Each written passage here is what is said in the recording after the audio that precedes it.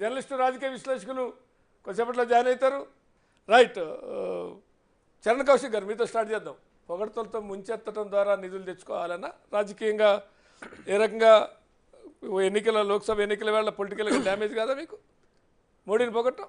చాలా స్పష్టంగా ఇప్పుడు కాదు, చాణక్యుడే చెప్పిండు, పాలిచ్చే తల్లి కన్నా పాలించే పాలకుడు బాధ్యత ఎక్కువ ఉందని చెప్పేసి ఈనాడు చెప్పింది కదా, చాణక్యుడు ఆనాడే చెప్పిండు.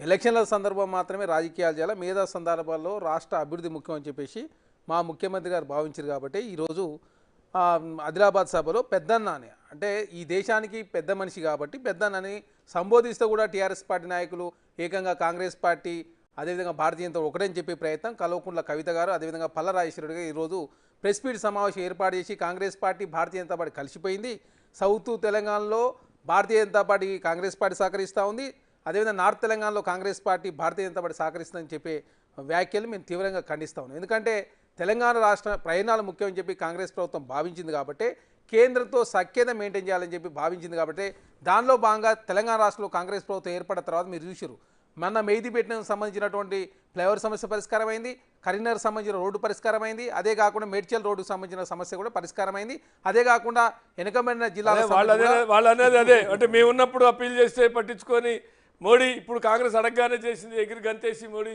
చేశాడు, దాన్ని అడ్వాంటేజ్గా వాడుకున్నారు. మీరేమో పరిష్కారం అయిందంటే దాన్ని పొలిటికల్గా అడ్వాంటేజ్ చేసుకొని చూసారా వాళ్ళ ఇద్దరి మధ్య సంబంధం ఉందని చెప్పే ప్రయత్నం చేస్తున్నారు. సార్ ఇప్పుడు తెలంగాణ రాష్ట్రం నుంచే కేంద్రానికి నిధులు పోతా ఉన్నాయి, మన నిధులు మనం తీసుకుంటానికి కూడా కోప్పడి ఆవేశపడి రాజకీయాలు చేస్తే మరి మన నిధులు మనం తీసుకురావాల్సిన అవసరం ఉంది కదా. ఎఫ్ఆర్బిఎం లిమిట్స్ మించి తెలంగాణ రాష్ట్రంలో అప్పులు ఇవ్వలేదని చెప్పి మీరే అన్నారు.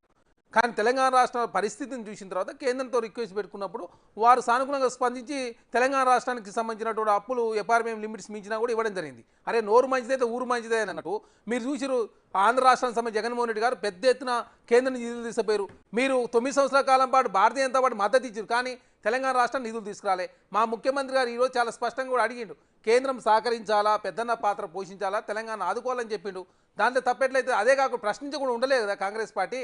జాతీయ స్థాయిలో కాంగ్రెస్ పార్టీ భారతీయ జనతా పార్టీతో మాకు పోటీ ఉన్నది, మేమే దాదాపు 250 స్థానాల్లో బలంగా భారతీయ జనతా పార్టీ ఢీకొంటా ఉన్నాం. ఈ దేశంలో భారతీయ జనతా ఓడించే శక్తి కాంగ్రెస్ పార్టీకి ఉన్నది. కాకపోతే రాజకీయ సందర్భం మాత్రం రాజకీయాలు చేద్దాం, మిగతా సందర్భంలో రాష్ట్ర ప్రయోజనాలు ముఖ్యమని చెప్పేసి ముఖ్యమంత్రి గారు భావించారు. కాబట్టి విభజన హామీల గురించి కూడా చాలా స్పష్టంగా ముఖ్యమంత్రి గారు అడిగారు. అదే కాకుండా వెనుకబడిన జిల్లాలకు సంబంధించిన నిధుల గురించి అడిగారు. 4 సార్లు కేంద్రం దగ్గరికి వెళ్ళి నిధులు కూడా అడగడంతో తెలంగాణ రాష్ట్రంలో ఉన్నటువంటి వెనుకబడిన జిల్లాలకు నిధులు వచ్చినాయి. అదే కాకుండా కేంద్రం నుంచి రావాల్సినటువంటి నిధులు కూడా ఇస్తానని చెప్పేసి అక్కడ కేంద్ర మంత్రులు చెప్పిన సందర్భం. కాబట్టి తెలంగాణ రాష్ట్రంలో ఏదైతే ప్రోటోకాల్ ప్రకారం చట్టం ప్రకారం ఏదైతే చేయాల్సి ఉంటుందో దాని ప్రకారం గౌరవిస్తామని చెప్పేసి ముఖ్యమంత్రి గారు చెప్పారు. దాని ప్రకారమే ప్రధానమంత్రి గారిని 40 సంవత్సరాల తర్వాత ఆదిలాబాద్ జిల్లాకు వచ్చింది కాబట్టి ముఖ్యమంత్రి గారు అక్కడ పోయి వారిని ఆహ్వానించారు. దానిలో భాగంగా ఆ సభలో మాట్లాడుతూ దేశానికి ప్రధానమంత్రి గారు పెద్దన్న కాబట్టి పెద్దన్న అని చెప్పి సంబోధించిన దానిలో తప్పలేదు. అంటే నిధులు ఇస్తే అన్న, నిధులు ఇవ్వకపోతే తమ్ముడు అవుతాడా?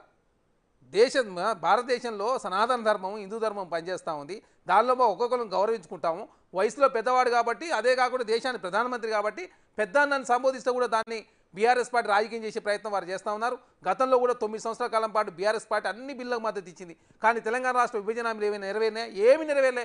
బయ్యారం స్టీల్ కంపెనీ రాలే, కాజీపేట రైల్వే కోచ్ ఫ్యాక్టరీ రాలేదు, అదేవిధంగా గిరిజన యూనివర్సిటీ కూడా లేటుగా వచ్చింది, పసుపు బోర్డు మనం ఏర్పాటు చేసిన దానికి నిధులు ఇవ్వలేదని చెప్పేసి చాలా స్పష్టంగా కాంగ్రెస్ పార్టీగా మేము మాట్లాడాలి. ఇప్పుడు కూడా అదే మాట్లాడుతూ ఉన్నాం.